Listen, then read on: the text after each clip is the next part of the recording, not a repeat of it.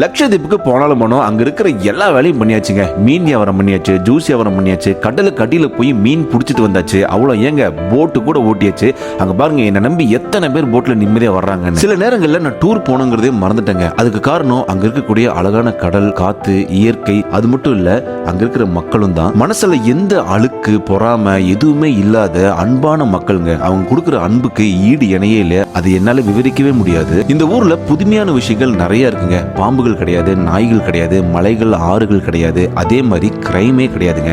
இந்தியாலேயே 0% crime இருக்கிற ஒரே இடம் இந்த லட்சத்தீப் தான். குறிப்பா நீங்க மிட் நைட்ல உங்களோட போனோ வாட்சோ எங்கேயாவது வச்சுட்டு போயிட்டீங்கன்னு சொன்னா மறுநாள் வந்தா அதே இடத்துல இருக்குங்க. அந்த அளவுக்கு மக்கள் தூய்மையான மக்கள். பொதுவா ஒரு இடத்துக்கு டூர் போனா அந்த இடத்துல இருந்து கிளம்பி வரும்போது அந்த இடத்த ரொம்ப மிஸ் பண்ணி நான் ஃபீல் பண்ணிருக்கேன். ஆனா முதல் முறையா இந்த மக்களை மிஸ் பண்றேன்னு நான் ரொம்ப ஃபீல் பண்ணேங்க. ஸோ உங்களுக்கு இதுக்கப்புறம் எப்பாவது நேரம் கிடைச்சதுன்னா கண்டிப்பா லட்சத்தீப்பை விசிட் பண்ணி பாருங்க. அங்க இருக்க இயற்கை எழிலோட இந்த மக்களையும்